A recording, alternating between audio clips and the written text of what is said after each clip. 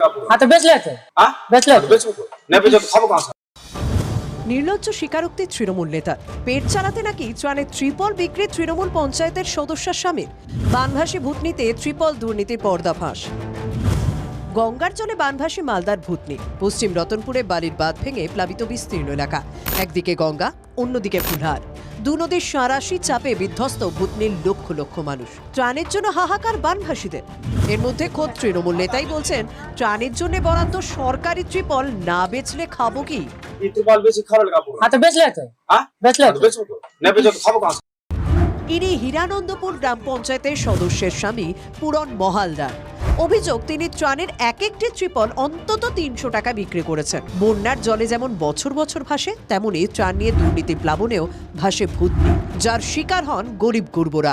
নৌকা পৌঁছয় না এলাকায়, মেলে না খাবার, ওষুধ। ঘরের ছাদে বন্দী হয়ে থাকতে হয়। এবার কিছুই নাই আমাদের দিকে, ২ মাস হয়ে গেল, কিছুই আসে না। তো কিছুই পাই না খো, কোনো খাবার টাবার না কোনো কিছু না, ওষুধ খাবার কোনো কিছু না। নৌকা দিয়েছে, নৌকা মৌকা কিছুই দেয়নি। একটাবার জলের সঙ্গে দর্শন নাই তো আমরা কোথায় পাবো? কিন্তু সেই নৌকা নিয়েও দুর্নীতির অভিযোগ। বানভাসী এলাকায় পরিবহনের জন্য সরকার মাঝিদের নৌকা চালানোর জন্য টাকা দেয়, কিন্তু অভিযোগ, গতবারের বন্যার সময় দক্ষিণ চণ্ডীপুর গ্রাম পঞ্চায়েতের ট্যাক্স কালেক্টর নিজে মাঝি সেজে সরকারি টাকা তুলেছেন ৩,৩০,০০০ টাকা। এবছর সরকার নৌকার জন্য টাকা দিলেও ১২০০ থেকে ১৫০০ টাকা ভাড়া না দিলে নৌকা পাচ্ছেন না দুর্গতরা।